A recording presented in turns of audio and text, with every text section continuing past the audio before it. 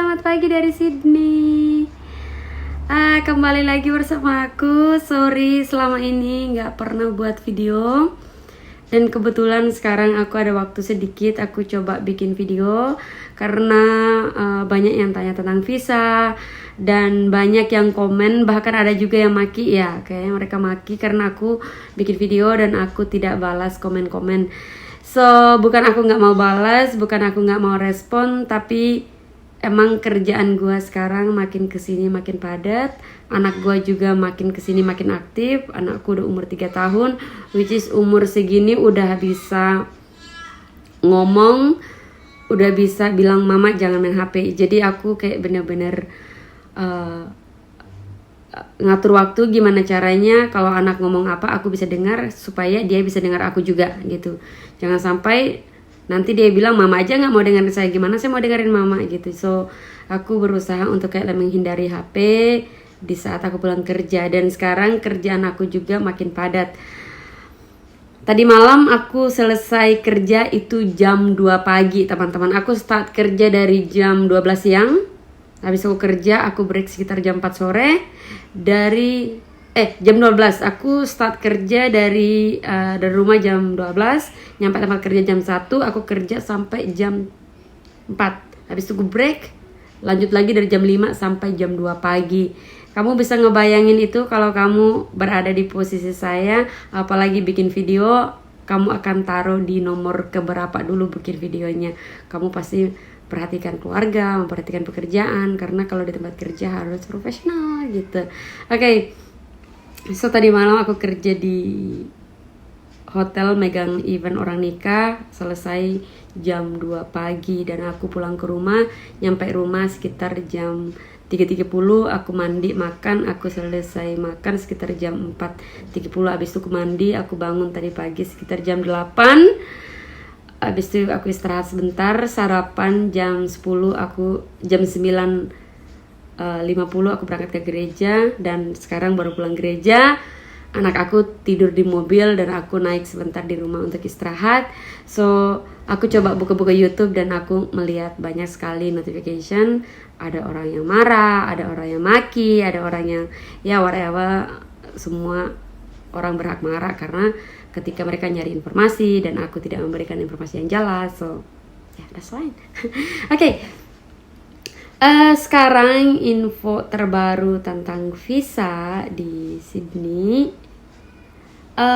Dulu aku pernah sempat buat video.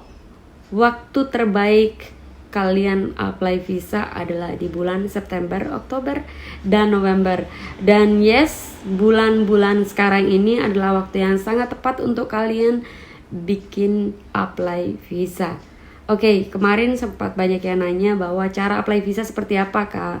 Gimana caranya, apa saja dokumennya, itu semua sudah ada di video gua, nanti aku taruh linknya di bawah. Prosesnya dari dulu sampai sekarang masih tetap sama. Dokumen yang kalian butuhkan juga masih tetap sama, tidak berubah-berubah.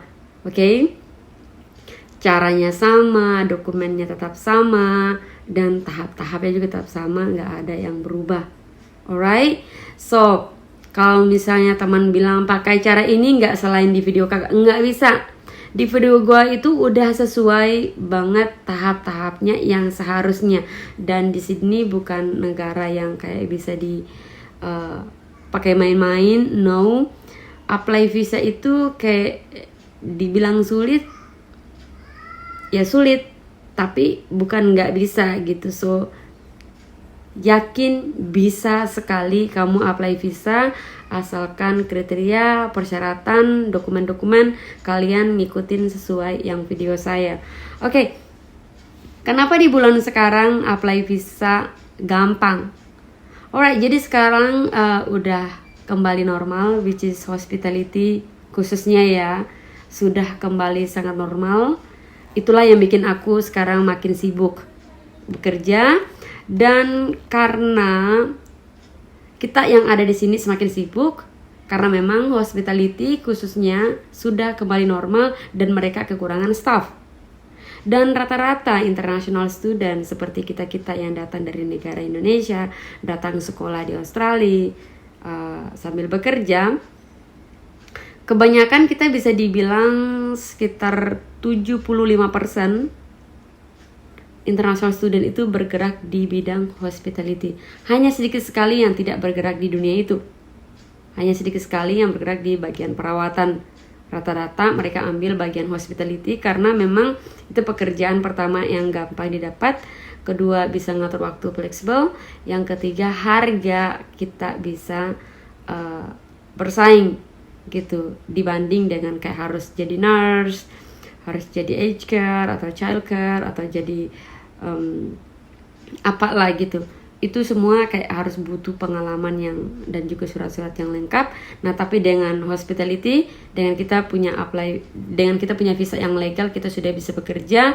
Dan kalau kita tidak bisa bekerja, kita bisa belajar. Setelah kita belajar dari satu kerjaan ke satu kerjaan, kita punya pengalaman dan kita bisa main di company atau tempat yang besar, seperti kayak mungkin awalnya cuma kerja di cafe biasa, habis bisa naik ke restoran, dari restoran kita bisa naik ke hotel, dari hotel kita bisa megang event, oke, kayak pekerjaan aku sekarang. Nah, apakah dengan kita mengapply visa ke Australia harus ada waktu-waktu tertentu? Sebenarnya tidak ada waktu tertentu untuk apply visa ke Australia, cuman beberapa bulan yang lalu aku sempat buat video jangan dulu apply visa. Karena apa? Karena waktu itu lagi sibuk sekali pemilihan presiden di sini. Dah, teman-teman tahu lah ya, pemilihan presiden itu ribetnya, riuhnya seperti apa. Teman-teman pasti tahu, dan setiap negara itu sama, demo kiri kanan, dan ya masyarakat ribut ini itu tentang aset-aset apalah, tentang ya semua negara, nggak cuman Indonesia saja yang seperti itu, semua sama.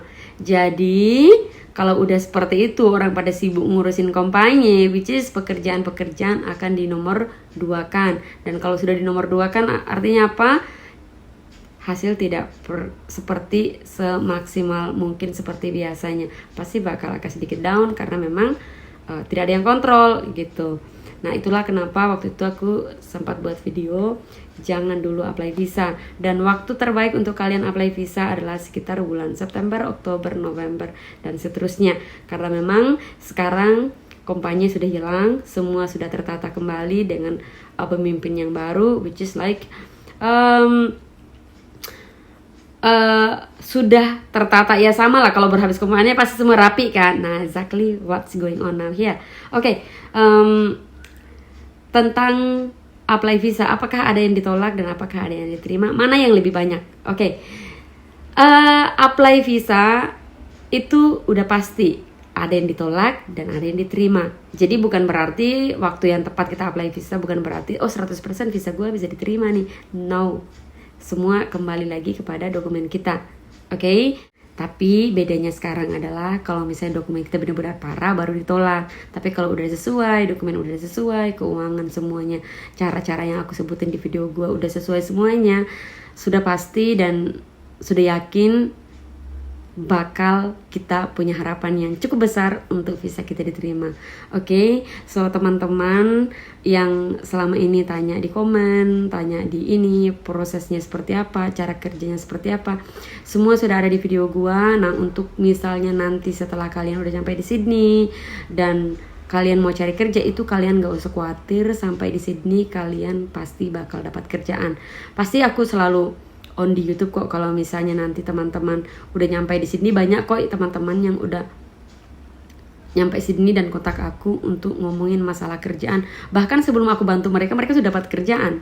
Jadi Kak, aku udah nyampe Sydney, karena aku masih sibuk. 2 hari kemudian aku respon, mereka sudah dapat kerjaan. Mereka bilang, Kak, kerjaan udah dapat, makasih ya. Jadi itu artinya bahwa nanti siapapun kamu yang datang ke Sydney, kalau misalnya udah nyampe, sudah punya visa yang legal, sudah pasti dapat kerjaan dan sekolahnya pasti lancar. Oke, so sorry aku buat video singkat sekali karena anak gue tidur di mobil dan suami gue nunggu di bawah. Terus tadi barusan di SMS, anak gue udah bangun dan aku harus berangkat belanja mingguan karena besok aku harus kerja. Oke, terima kasih. Salam dari Sydney. Doain mudah-mudahan aku punya waktu lagi, aku bisa buat video. Oke, dadah.